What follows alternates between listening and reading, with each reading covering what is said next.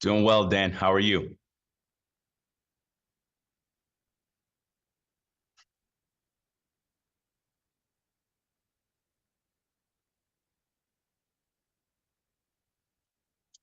Well, Dan, for over 100 years, we have been trying to do a better job as a city to better connect the core of downtown to our lakefront.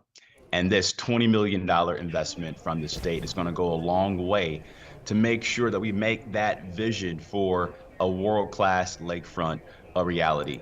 It's already projected to generate over a $7 billion economic impact to the city and the region. And so I'm just so grateful to this legislature and the entire Northeast Ohio delegation for all their support to get this critical investment to our great city. You know, as Clevelanders, we love what's down there already, whether it's the Rock and Roll Hall of Fame, the Science Center, going to a Browns game, but it is not easy to get there. You have basically two bridges that I can, hey, we've all been there on game day. Those bridges are a mess, whether you're going in or coming out. Why is this small bridge, and we shouldn't call it small because the idea is large, why will this make such a big difference for the North Coast? Well, the new pedestrian land bridge will better enhance the tourism experience and the fan experience for all folks who may be going to a Browns game or going to shop or maybe living on our brand new lakefront development plans.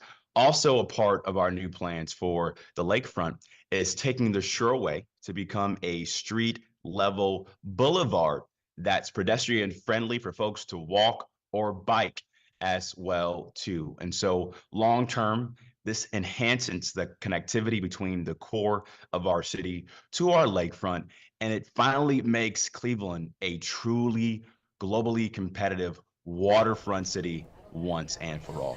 It's an interesting conversation about the Shoreway. People use that to commute. You're basically saying let's take away this idea of a highway running right through the middle of our downtown. That's going to rub some people the wrong way. We are just correcting some wrongs from over 100 years because that highway historically has been that dividing line between our city and our lakefront. And it's segregated many parts of our city, especially the east side of Cleveland from the lakefront. And so, as mayor, I'm just so excited to make sure that we have an equitable vision and plan to make sure that every resident, every tourist has a world-class experience on the shores of Lake Erie. It's an interesting idea. It is a complete transformation of what Clevelanders know. Mayor, I can't ask and we can't talk about this project without acknowledging Brown Stadium and the limbo that seems to be between the city and the owners of the Cleveland Browns, the Haslams.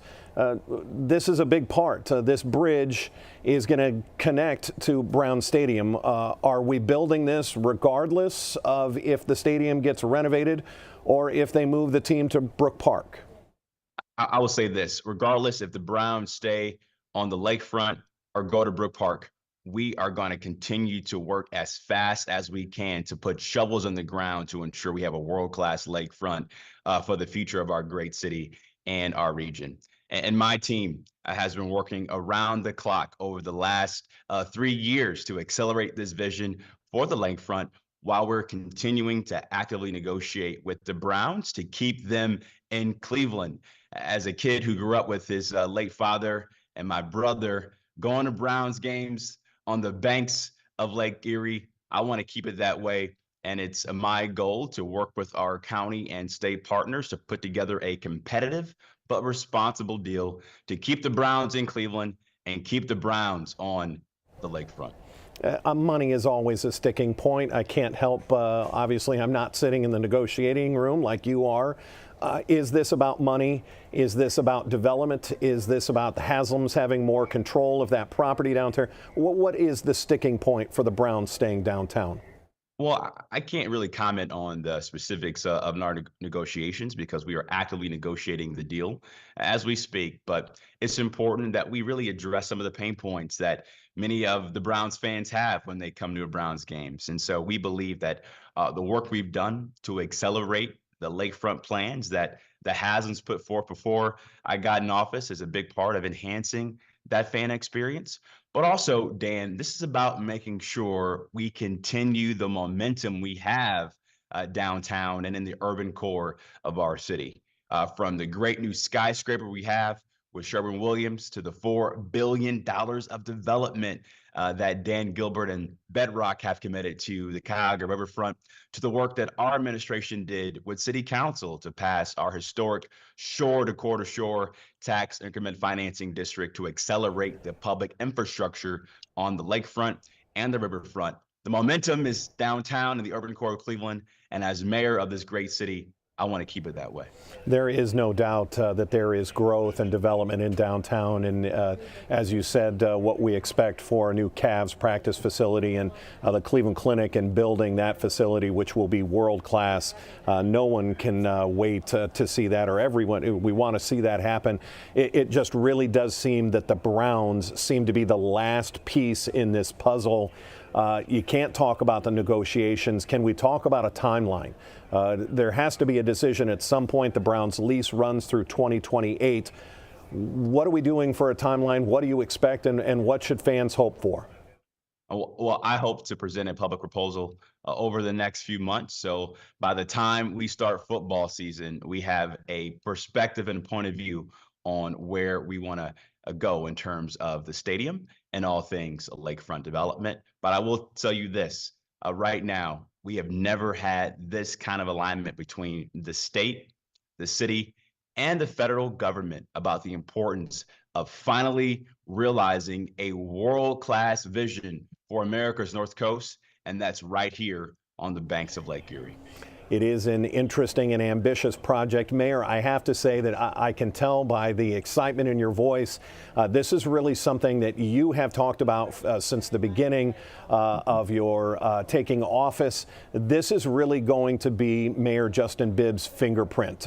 By the end of however long we have you as mayor, this is clearly a project you want off the ground to be tied to your administration. Am I wrong in that?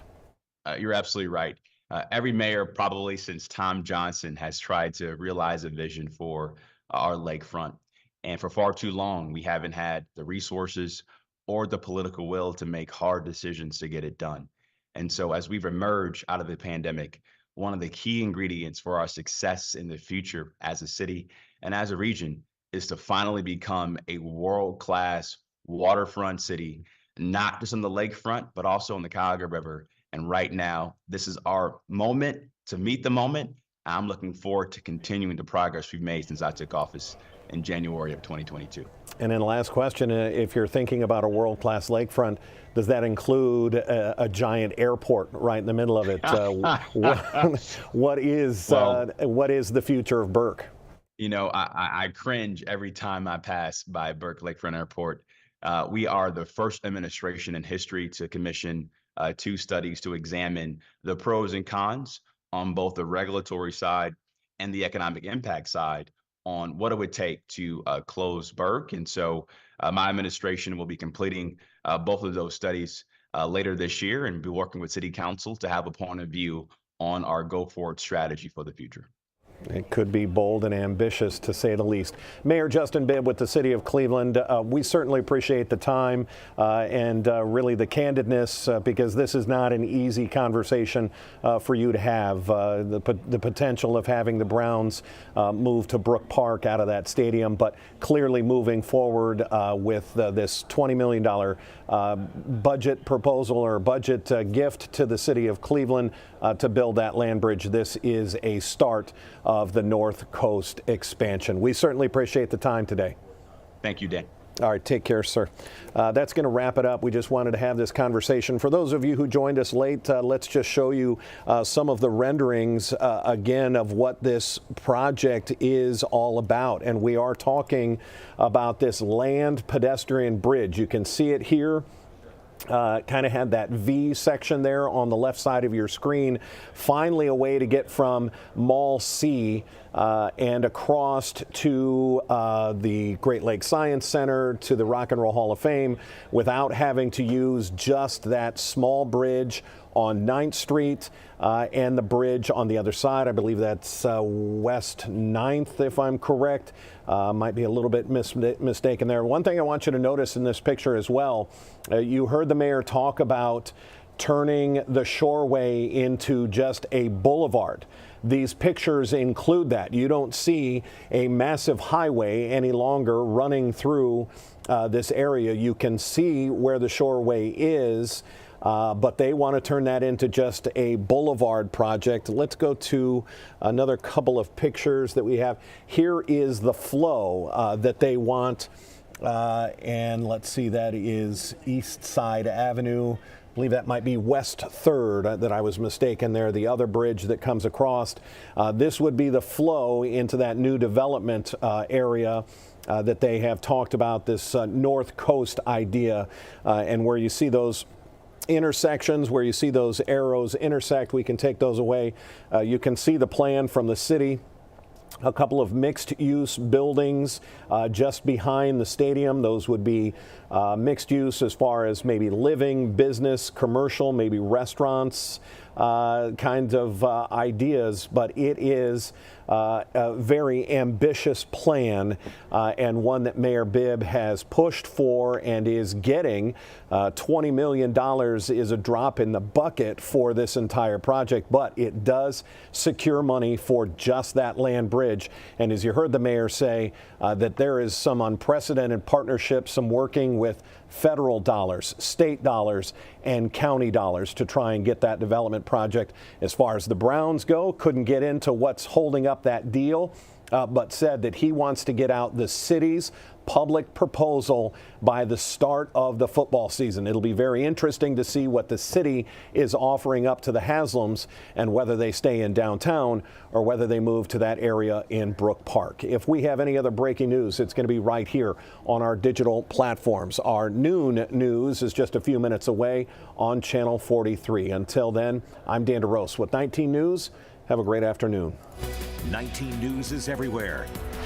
Download our CTV apps and follow us on social media at Cleveland 19 News.